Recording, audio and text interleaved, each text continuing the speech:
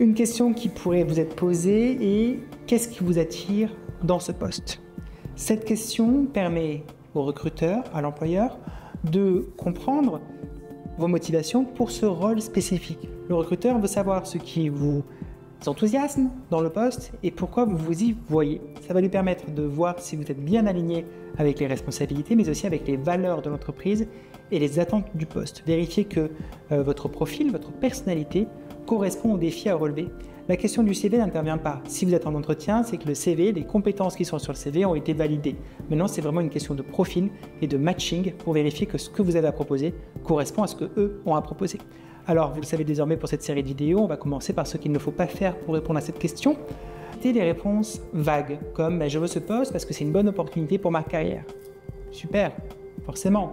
Mais cette réponse manque de détails, manque de motivation spécifique et ne montre pas ce que vous comprenez bien du rôle et surtout ne vous vend pas. Vous êtes là pour vous vendre également. Donc, ne mentionnez pas non plus que les aspects négatifs de votre emploi actuel. On déteste en entretien d'embauche des exemples négatifs. Par exemple, dire « je veux quitter mon poste parce que j'aime pas mon manager et qu'en plus ils m'ont supprimé le 13e mois ». Ça va laisser une impression négative. Il est préférable de se concentrer sur ce qui vous attire dans le nouveau poste plutôt que sur ce que vous fuyez. Aussi, on évite l'arrogance financière et de se concentrer uniquement sur les aspects financiers. On sait que la rémunération est un facteur. Mais pour autant, ne réduisez pas votre réponse à « le salaire est attractif, j'ai demandé une augmentation dans mon poste actuel, ils ne l'ont pas proposé ». Donc le recruteur cherche à savoir ce qui vous attire dans le travail, pas uniquement l'aspect économique. On sait que l'aspect économique vous intéresse, c'est normal, c'est la contrepartie du travail. Voyons plutôt ce qu'il faut faire.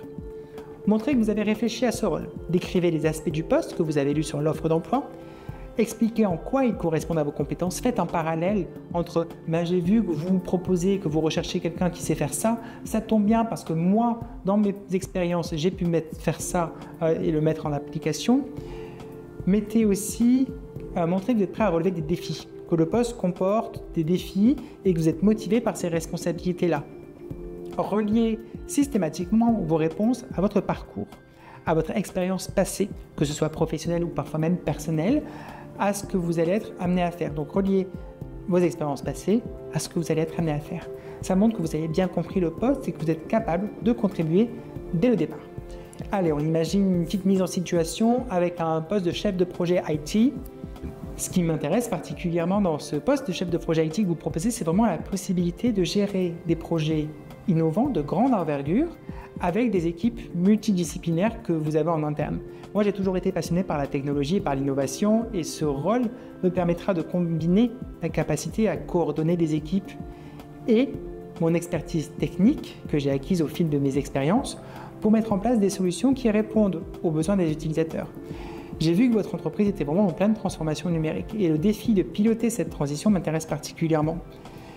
Travailler avec des technologies de pointe dans un environnement agile me permettra de continuer à apprendre, mais également de vous transmettre ce que j'ai pu acquérir dans mes expériences passées et évoluer dans le domaine.